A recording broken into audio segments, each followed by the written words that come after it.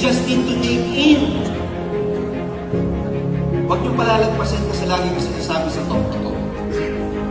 You don't get this chance every day in your life that you meet people who are willing to sacrifice to help you make your dreams come true.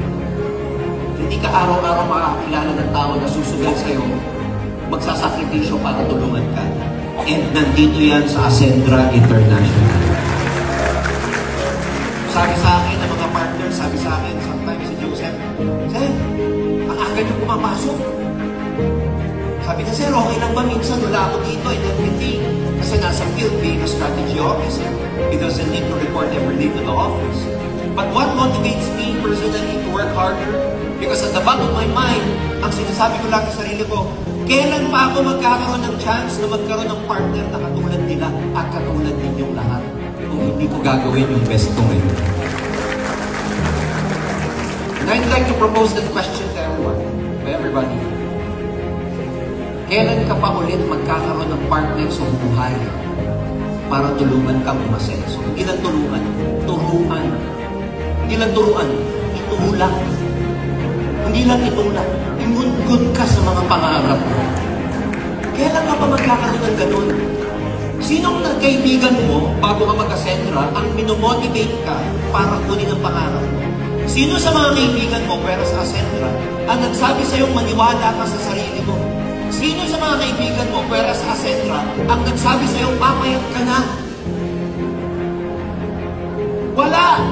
Because most of our friends, they talk different languages. Ang pinag-uusapan kay drama, pinag-uusapan DPWH, Senate hearing, ang pinag-uusapan si Sara Duterte. Kami hindi namin alam ano nangyayari.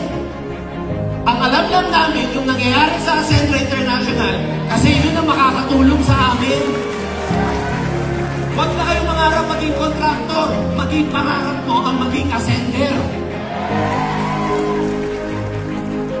Ang dami nag-joke eh. Sana all kontraktor na lang. Wow! Specifically in Ascendra, upline success partners or team.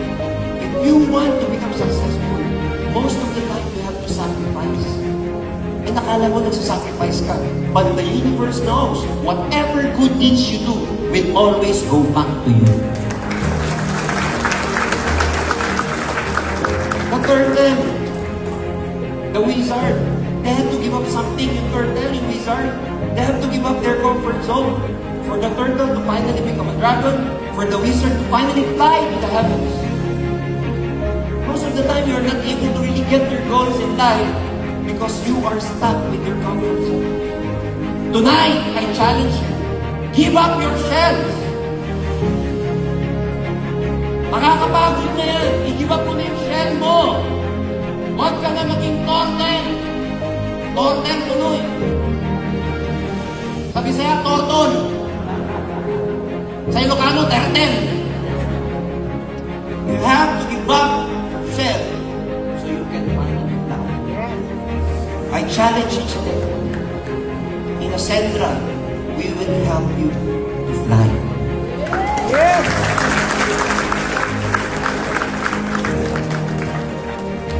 I cannot convince each and every one of you.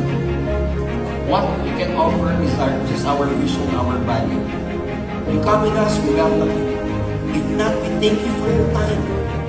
But whether you join us or not, whether you like it or not, Ascendra International will show you flying. Yes! At total, itipad naman to, kahit hindi ka kasama, sumama ka na lang para kasabay ka sa Ascendra International. Good evening, each and every one of you. More power to Ascendra Prime.